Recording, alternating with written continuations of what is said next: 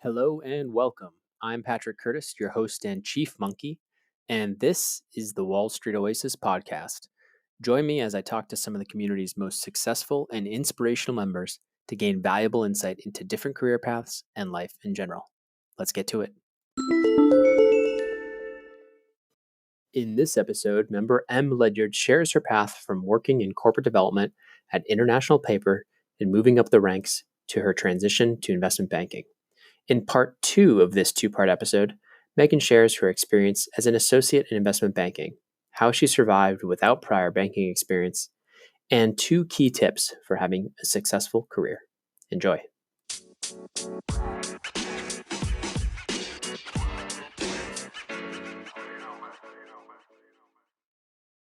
Okay, so it ended up working out, and you clearly got an offer, and you started at Morgan Stanley. Talk a little bit about that path and the promotion. You ended up getting promoted. Tell me about the competitiveness of that, and just the hours, and just the grueling nature of it, and how you feel, or why you feel like you were successful. So much there to unpack in all of your questions. So I'll start at the beginning. I had interviewed for both the New York and the Chicago office. And I wasn't going to get 2 offers. They were going to decide amongst themselves. And so Morgan Stanley Chicago extended me the offer. Yep. I actually clearly remember having a conversation with my former head of global corporate development. And he interrupted me when I told him I had an offer from Morgan Stanley. And he goes, "You had an offer from Morgan Stanley and you haven't accepted it yet?" And I was like, no, I'm really excited. But you told me to focus on New York, and this is Chicago, and I still have follow-ups with Goldman Industrials New York. And he said, "Meg, I would not take Goldman Industrials New York over Morgan Stanley Chicago." I said, "Seriously?" He goes, "Yeah." He goes, "That's the best." He goes, "That's the best offer people are trying to get." When he was in business school, and he goes, "We can talk more about it later." He had to go to another meeting. He's like, "Just take it." So it's a little bit of blind. Pardon? He's like, "Just take it already." Yeah. Okay. So take it. Come on. You got a good offer. Go for it. Yeah. But it was a little bit of blind leap of faith. I hadn't talked to a lot of people from Morgan Stanley through my recruiting process, but I knew they had a good reputation. They have a very strong Chicago booth network. And they were going to have me start in New York. And I thought, okay, that's great. I can get to know the firm in New York. I spent 6 months in New York. Morgan Stanley is unique in how it onboards its associates. So we sit in a generalist pool structure, which means for those based in New York, they get to work with a variety of different teams, and then they go through a separate placement process. And I think that's fabulous. And we did something very similar in Chicago because we have a variety of different industry groups in Chicago. Yep. And it's one thing to go grab a coffee with somebody and feel like you connect with them. It's something totally different to work on a very stressful project with that person and with that team and go, okay, I can fit in here. I get how they operate. Every coverage group, every product group is different. So how much in that 6 months, like how much of a taste do you actually get though across all those groups? Is it like typically 2 or 3? Like, and it's just random? Oh man, it totally depends person to person. Yeah. Some summer associates who come in as full-time associates, some of them know they want to work in media comms. And like that is their jam. Okay. So they may have, and hopefully the media comms group also feels the same way about them. Yeah. But if that's the case, they may work almost exclusively, and then they'll have to pick up other projects because there's so much that goes down to the pool. Yep. Other people are really just trying to stay open, and they could work with, 7 or 8 groups over the course of their summer and then the fall. But pretty quickly, people find their fit. What was really interesting to me is my friends from Booth went in and like, these 2 are focused on M&A, and the next 2 were focused on, a media comms or consumer retail, so on and so forth. So my pool class had 20 generalists for New York, and all but one, their number one preferences changed throughout the fall. Everyone got what they wanted, but it was not the same as what they wanted when they came in. Interesting. Very interesting. Yeah, really interesting. Do you feel like that was because maybe when they started, it was just they didn't know as much and it was more stressful in the initial deals they did, and then they got better? Or do you feel like, I don't know, why do you think that is? That's surprising to me that it was so few, or only one. No, I think what I observed is everyone that was there for the summer was completely focused on getting an offer. Right. And it was, I'll take anything, I'll do anything. Right. Let me know how I can be helpful. and you're certainly trying to get to know the team, but there's just, your guard is up because they want to make a good impression. Yep. And now that you have the full-time offer and you're able to kind of like take a deep breath and actually work on projects and get to know people better, I think they start to find their fit in a little bit more of an honest way, a little bit more of a natural way. Yeah. And every pool class is different, for sure. Can you tell me a little bit about, can you talk a little bit about coming from a corp dev and strategy background? Do you feel like the analysts were, I know when I was at Rothschild, were the analysts kind of, there was a little bit of a tension between the analysts and the associates, especially the associates who hadn't done banking before. Did you feel that where you came in and you felt like, okay, oh my gosh, these analysts are running circles around me in the model and it's tough to manage them? Or was there a good, were the analysts really helpful to you? It went both ways. There were certainly analysts that I felt a great amount of tension with. And there are other analysts that were incredibly helpful to me. Okay. One thing that I really liked about what we did at Morgan Stanley, particularly in the Chicago office, is for the first couple of months, the associates would operate without an analyst. And that was really to push them to do the modeling, spread the comps, to pull the data, to really understand fundamentally where everything comes from. Yeah. And to really ensure that those technical skills are sound. And, all of my friends across Booth had different experiences in different banks. What that amounted to me at Morgan Stanley was you have some very, very technically sound bankers because those associates are much more confident and they are much more capable and effective than with the analysts as they then move forward. And it's not perfect. But if you are not technically sound at Morgan Stanley, you won't make it. Right. It's just. Did you feel like that time, was that enough time for you to feel confident when you were given an analyst? I would say that I purposely took longer. So there were different projects that I would take and say, no, I want to do this one on my own. Got it. I'm a person that I really like operating in my spreadsheet. I'm not going to lie. My little comfort zone. You enjoyed it. Okay. I really did enjoy it. So I probably, where other people might have taken like 3 to 4 months, I think I stayed on. I mean, I started getting analysts at the same time, but I would still look for projects if I could do it on my own, particularly with the VP that I really liked. Yeah. And the thing that I actually really had to push myself to do, I'm a person that unless I know like 90% of it, I'm not comfortable. Right. And what I learned how to do over time was to say, okay, I'm 60 to 70% comfortable with it. Great, let's move forward. Right. So that there are 2 parts of that learning curve, if you will. No, that makes perfect sense. So, okay, so tell me a little bit about the actual progression and, associate 1, second year, third year. Was there pressure? Was there like, you knew, it sounded like you wanted to stay, right? So you're going for the VP promotion, right? So tell me a little bit about that whole dynamic. Is it, because we don't hear a lot about that on Wall Street Oasis. I'd love to hear just the stress of the job for the associates. We get so much of the analyst side. I'd love to hear the associate side. Yeah. It is intense. It's banking. Everyone has pressure and it just changes. It evolves as you evolve with the bank. So for me as an associate that did not come from an investment banking background, there were step changes in the job almost every 6 months. So the first 6 months, you're like running around with your hair on fire. You don't really know what you're doing. You're trying to make sure that everything is perfect, no errors. People are getting what they need in a timely fashion.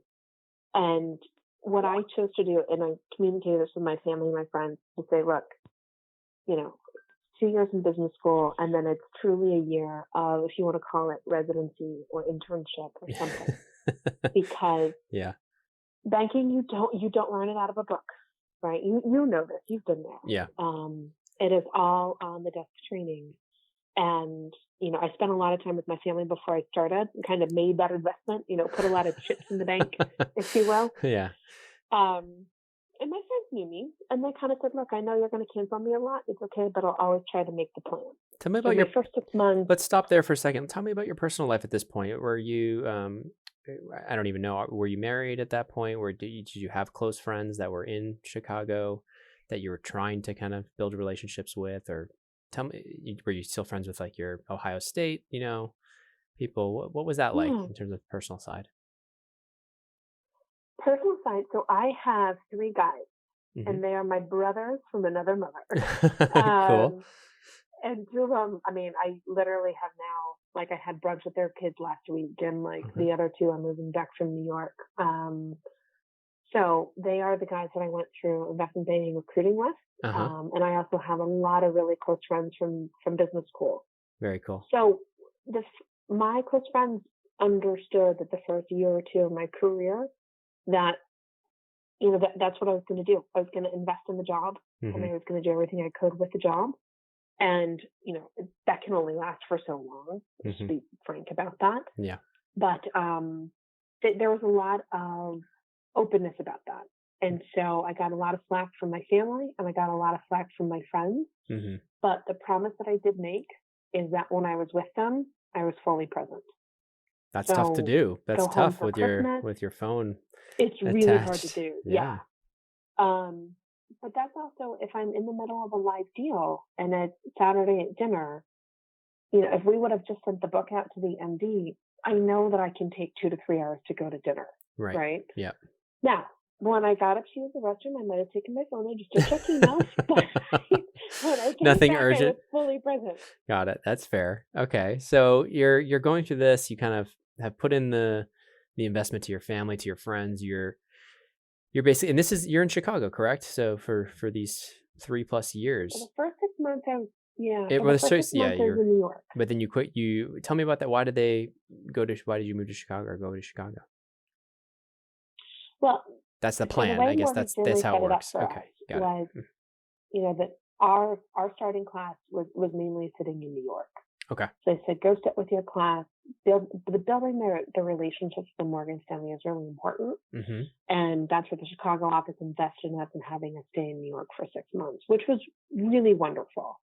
And I can definitely see how it helped me along the way with my career. Great. And then the next 6 months back in Chicago, now my quadrant of I don't know what I don't know got smaller.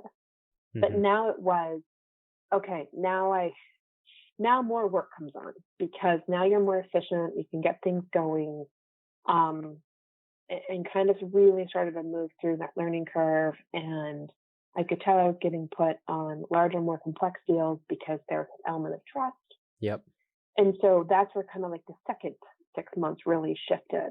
And then I get into the third 6 months. And what I noticed is every deal that came through, I had an analyst on it, on everything. I may have had like a summer associate come through, and it was really pushing much more on the project management side of it. And when I started getting analysts on things, I was getting the good analysts. I was getting the analysts where I wasn't going to have to go through cell by cell in their Excel to fix it. That's nice. It makes a big difference on your life too, I'm sure. It makes a huge difference. Yeah. It makes a huge difference. Yeah.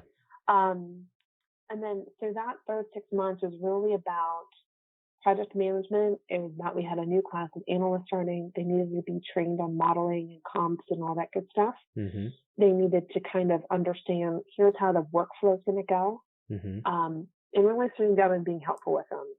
And again, each bank is different.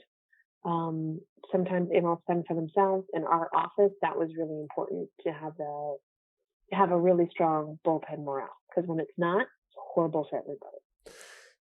Agreed. So well, and for me, there's the last 6 months. So kind of get to the end of the 2-year time frame. And that's when I started going to meetings regularly. I had clients that I covered. I was assigned to accounts. There were people within the account that I was supposed to try to maintain connectivity with. And from that juncture, then I go into my third year as an associate, getting ready for a VP promote. And I remember getting hounded one day by one of my MDs. We were getting ready for a board meeting. It was a thick, intense book, which is never usually what you do for a board meeting, but this was for a specific deal. And she grilled into me, and she finally found an error on one of my 60 pages. And I take that very personally. Wait. So she called me the next day. Yeah. And she's like, I know you're mad at me. And I'm like, I'm not mad at you. I'm mad at myself. Mm-hmm. And she tried to explain something to me. And I'm like, okay, I get it. And she's like, no. And she tried to explain a different way. I was like, hey, I get it. It's fine. And then she said to me, I'm not going to treat you like an associate when you're functioning as a VP. Mm-hmm. You should be treated like a VP. I was like, oh, okay. And so that's sometimes how you look at that VP progression. It kind of just happens over a course of time, but it comes with your MD trusting you. Mm-hmm. And your MD's kind of saying, I know if I give it to her, it's going to be done right. People are going to be cool. Life is going to be good. And so that kind of, that moment in time when your MD, she was really kind of upset with you, kind of, but that phone call kind of opened your eyes a little bit, because she was like, I know you're mad because I lost my temper or whatever it was, but it was almost like it opened your eyes saying, okay, wait a second, but I'm doing something right. And I have a path here. Is that what you're saying there? And I will be totally fair. Yeah. The MD did not lose her temper at all. Oh, okay. I mean, she just pointed out a mistake. She just pointed out a mistake, and it made you feel like frustrated. I should have seen that or whatever. Yeah, and MDs that don't lose their temper, mm-hmm. And they kind of have more of a quiet tone, and they look at you kind of out of the corner of their eye. They slow down, looking at you. You're like, I'm in trouble. Yeah. I get it. More of that, like you knew you screwed up, and you like them so much, you don't want to screw up. And so I was mad at myself. I was not mad at her. Right. But again, she is one of those MDs that really care. That's great. And she is very good at her job. Yeah. So you wanted to do well for her. So tell me, and so it was kind of a foregone conclusion that you were going to get the promotion. And tell me about, let's talk a little bit about pay. Was it, I mean, we already kind of know the pay structure, but were the years getting better as business picked up and as you started getting put on larger deals? No, to be fair, pay never really materialized where I expected. Mm-hmm. And even in the years that you made top bucket, you're like, that's top bucket? Okay. That's surprising to hear. Right. That's surprising to hear. I know. So yeah, I mean, I know we have a ton of data on banking. Typically, I assume first year associate, you're coming to school. What is it? The base like 125, 130, or 150 now? I don't even know. They switched it. So we got a bump midway through. Like we started at 100 and we're supposed to move to 125. Yeah. And I think they moved us to like 150. We got some retroactive. Right. And then for associate pay, you move up 25, and the bulges, you move up 25,000 each year. Right. So by your third year as an associate, it's like 200 and whatever, 225 or something. I'm sorry? It's 220. If you're at 150, it's 225 by your third year for base. Yeah. Whatever ended up to being, it was that. And then at the officer level, everyone's at 250 and stays there. Got it. And then the bonus, the ranges, was it around 80% of base or 80% of base all the way up to 150% of base? Is that fair in terms of the range? Yeah, that's about right. Okay. Yeah, that's. And then as you get into the officer levels, then some of that's going to be deferred. Got it. And was that new? It's not all cash coming in. Was that new? Pardon? Was that new? Was that something new where they had deferred? No, I started getting deferred in my third year as an associate. And talk to me about that. How does that work in terms of deferred, meaning like it's in options, it's in a bonus they can claw back? What form did that take? Yeah, it's of mine, half went into cash, half went into company stock. Oh, okay. And then I think the vesting schedule was 3 years. Oh wow, that's some golden handcuffs there. It is. Yeah, so you're not seeing nearly as much cash comp. Okay, so you're doing well for yourself, but you're working really hard for it. The hours are what, 70 plus, I assume, if you're a top associate. Well, and then when you put travel on top of that, it kind of depends on how you travel. So typically, I would be in the office sometime between 9 and 10 a.m. Mm-hmm. On a good night, early year associate to late year. Okay, so first year associate, I usually try to get into the office by 9. Yeah. And then I was averaging leaving between midnight and 2 a.m. Mm-hmm. And then I would typically work a full day on the weekend. I might have split it up between Saturday and Sunday. Okay. But I would do that. I remember there was a period of time in my A1 year where I worked, I think it was every day from like July 4th to Labor Day. Oh my gosh. That was intense. Yeah. And to be fair, like weekends were not 12-hour days. That's right. just only 5 or 6. Only 5 or 6. Yeah. No, well, I know. Even as an analyst. People talk a lot about 100-hour weeks. And so I'd like to be able to kind of clear something up here. Yeah. Let's exclude the travel here for a second. Mm-hmm. 100-hour week is incredibly intense. And it also assumes that you are at your desk actually working. Yeah. Right? Not taking the coffee breaks, not like going down to the gym for an hour, so on and so forth. But in my you're on call. Might have worked. You're on call 24/7, but you're working maybe 70 hours, but you're in the office maybe 85. That's the problem. Right? I mean, no, there are times, but there are times that you do get up to 100-hour work weeks, but they are rare. Yeah. They are truly rare. Yeah. I would say by the end of my A3, I would usually be able to be in the office between 9 to 10, and then I would leave ideally between 7 and 8, and then I might have a little bit more work to do at home. Mm-hmm. And then as I started traveling more, that in a way it got better, but it got worse. Right. So it was, you're on the road, you're leaving home at 4:30 in the morning to catch a 6 a.m. flight. Ugh. You're not really getting back home maybe until 9:30, 10 o'clock at night.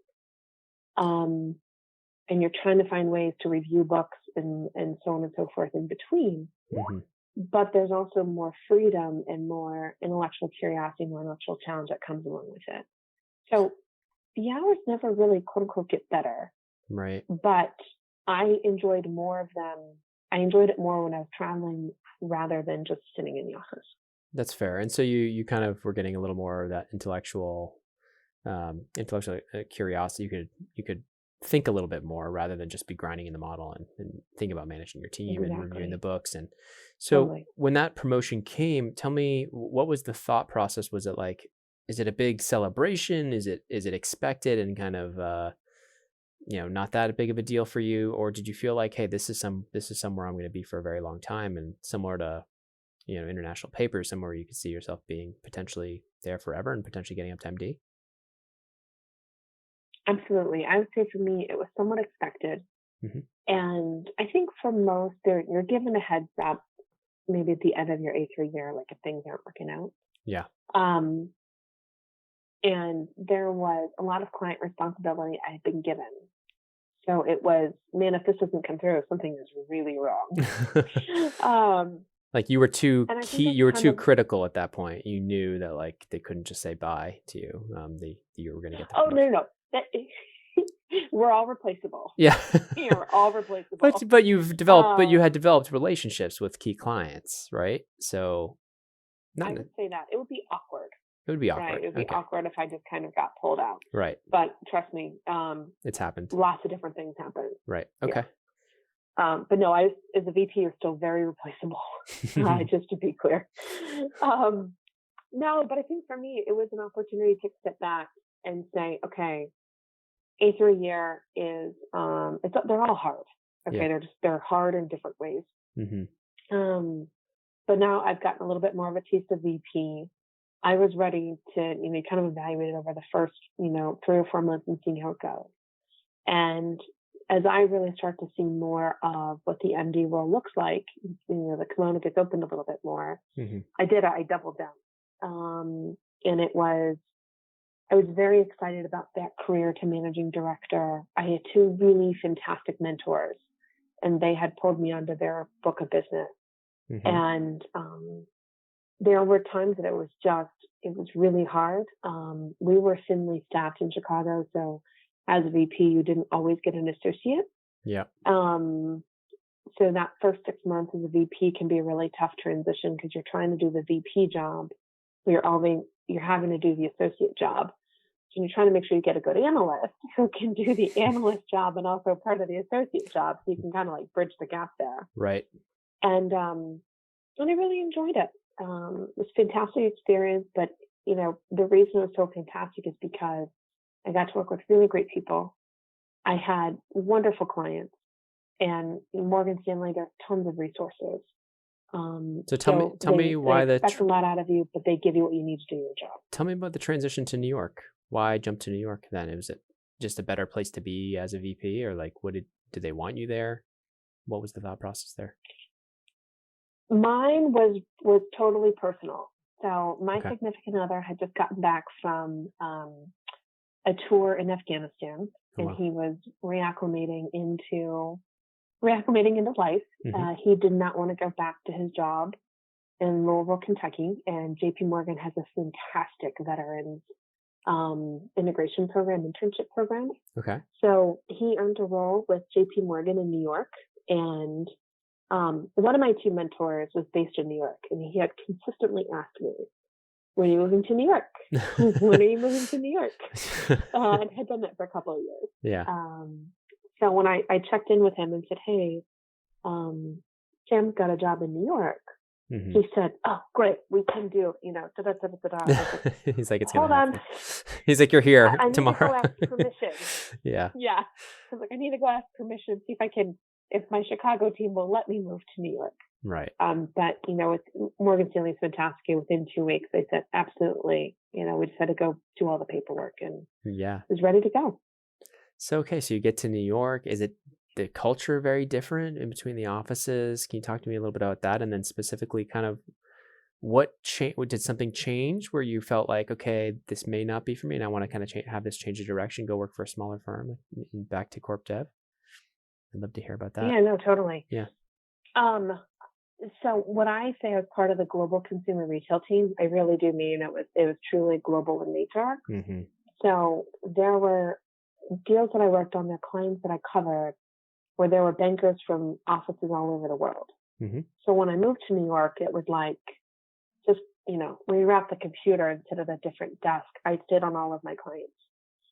Because again, I had one MD that I worked with that was based in New York, and then the others were based in Chicago. Mm-hmm. And it was a very fluid team. And I would say for me, because I was part of the consumer retail team, we had kind of one common culture, kind of, I would say somewhat across all of the offices, but Chicago and New York are very well interconnected. Yeah.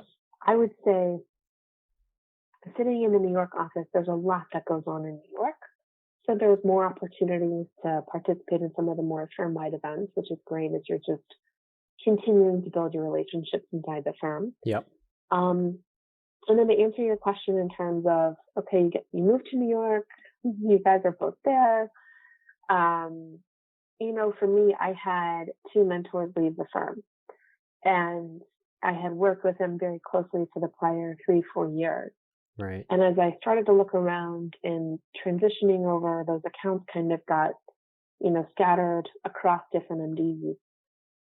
And in a sense, almost kind of rebuilding to a certain degree. Mm-hmm. I kind of looked up and said, I really enjoyed this job. And some of the favorite people that I've worked with have kind of moved on, and out of curiosity, what did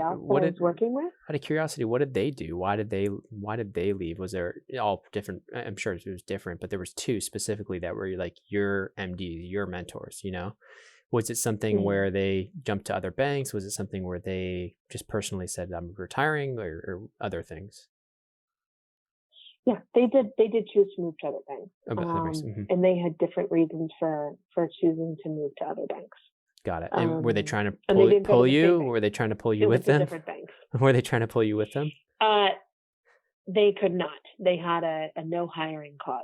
And banks enforced that pretty closely. I think both of them had 2-year hiring can't touch. Makes sense. Okay.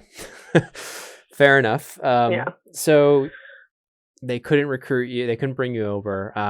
And so, but you felt, this makes perfect sense to you. You're sitting there, you're your two main mentors are now gone. Your clients are kind of scattering across all the other MDs.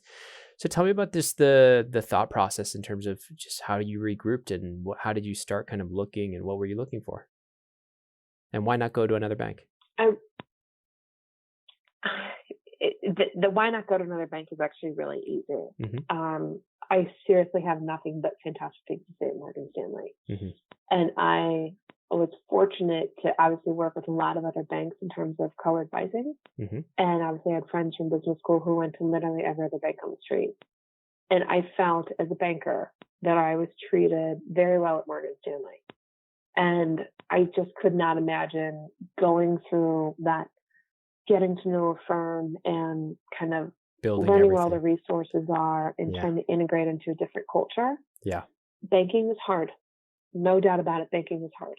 But I looked at the way that I was treated relative to how my peers were treated. And as hard as banking is, I also didn't want to compound it with cultures that I did not feel were nearly as good as Morgan Stanley. Fair enough. Okay. And so then how did you look at your next opportunities? You're obviously something in M&A makes a lot of sense. Something kind of you're getting back to your roots. And and tell me about all of that. Yeah. I had two unbelievably supportive group heads. And so when it came to the conversation of like, what's next?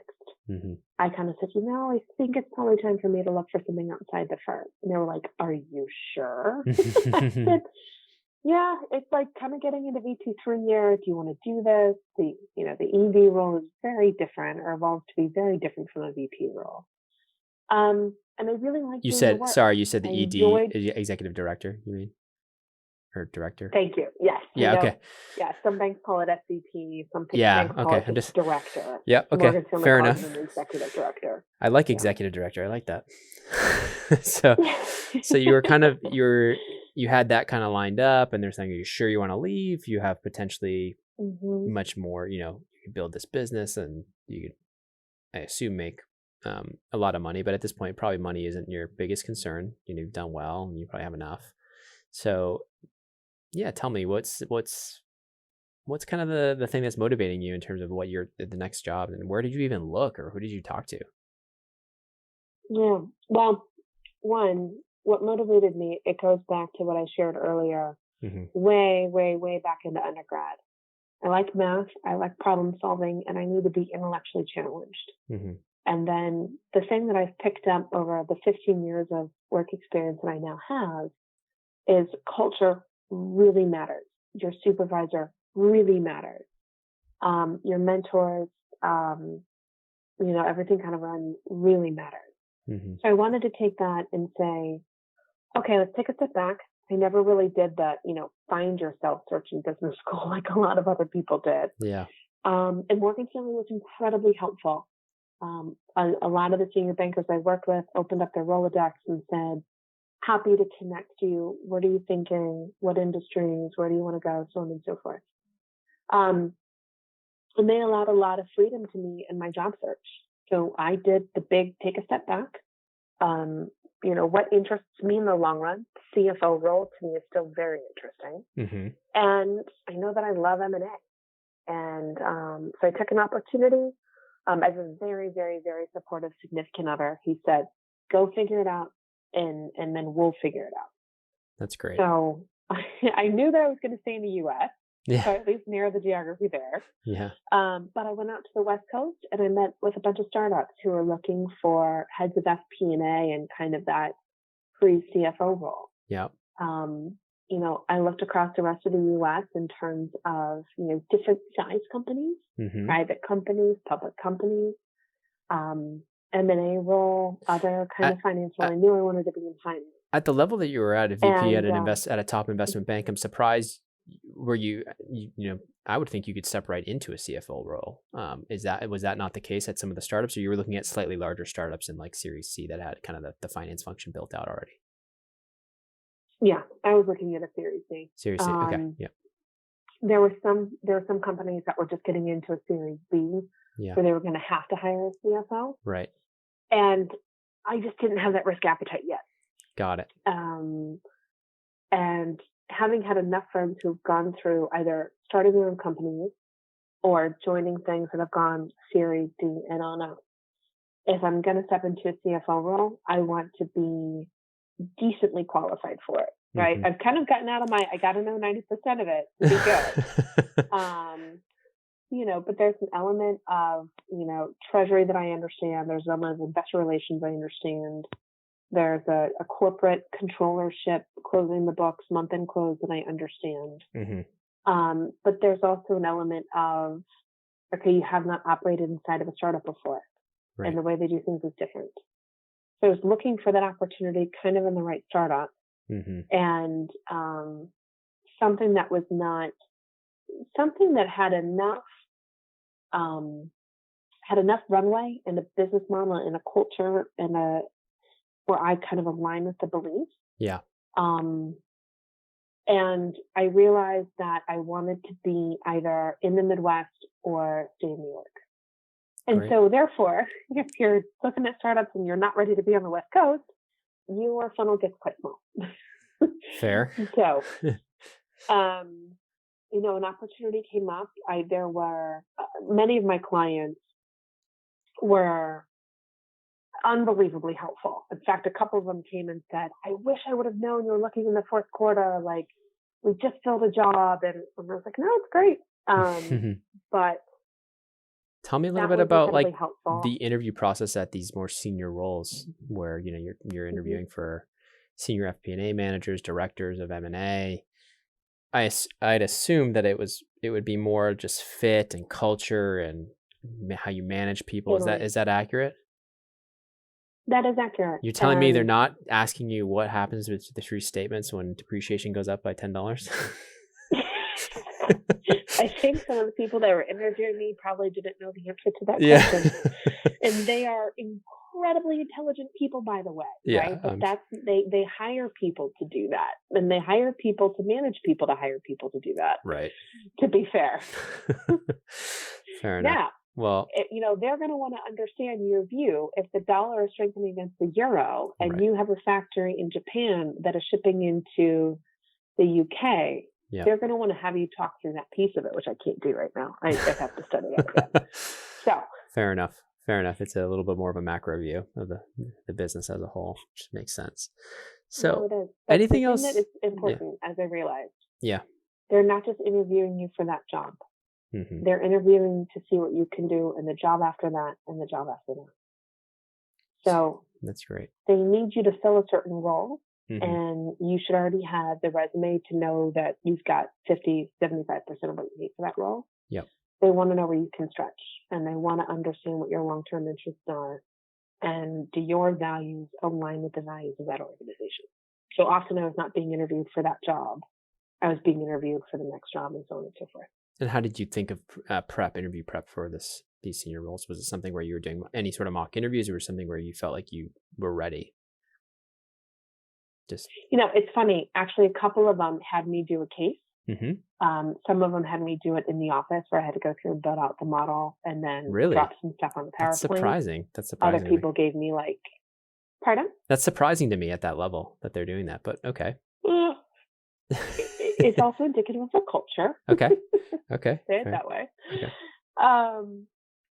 But they were also trying to make sure that they weren't getting the investment banking people who never really got comfortable with the models and just kind of pushed everything down to the analyst. Okay, that's fair.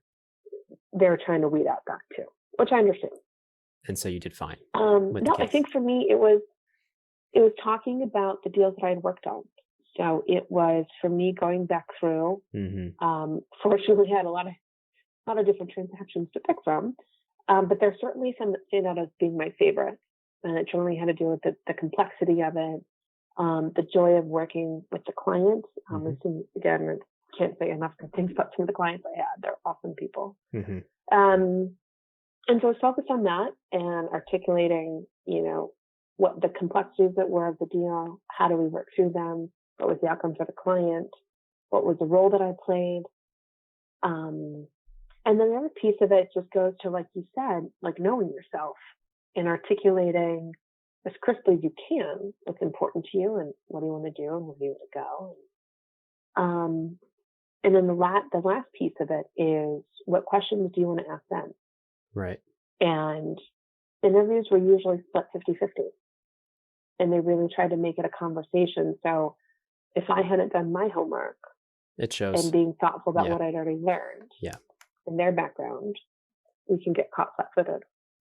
Yeah, I always ask people, hey, you have any questions for us? And what they ask is past, a big part of the interview.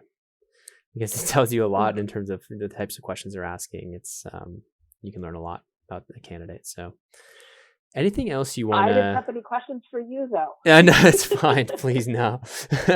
Do you have anything else before we call it? It's been a really enjoyable conversation, much longer than the typical podcast. Anything else you'd like to share with the audience before, any kind of piece of advice or wisdom before we call it?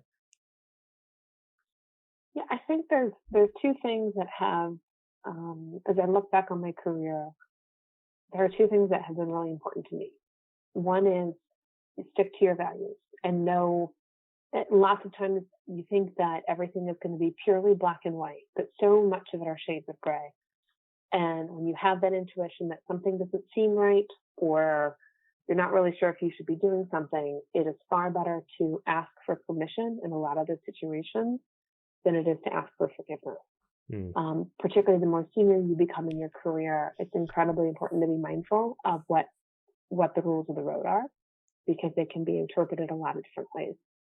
I would say the second thing, particularly for those building their career, anything you can do to broaden your experience, to give yourself a greater breadth and depth of knowledge and skill set, and anything that continues to keep options open for you, I say do it. The sooner you have to kind of start making choices and being a little bit more as a specialist, if you will, be very thoughtful about those choices. A lot of times coming out of business school, people either do consulting or investment banking. Very normal. And I would say you go into those, using that as an example, stay in those as long as makes sense for you. And throughout that time period, in either one of those professional service type organizations, take a lot of different kind of assignments. And you'll start to really find what speaks to you, and maybe therefore what you want to do in the next phase of your career. So keep your options open as long as you can. So generalist all the way, early. Specialize Unless later. You're like me and you figure out that you don't want to be a generalist in terms of being a general manager of a business, then definitely specialize in finance and keep going. Fair enough. We'll end it there. It's been a real pleasure to have you on. So thank you so much for taking the time. Thank you for having me. And thanks to you, my listeners at Wall Street Oasis. If you have any suggestions whatsoever, please don't hesitate to send them my way, patrick@wallstreetoasis.com. And until next time.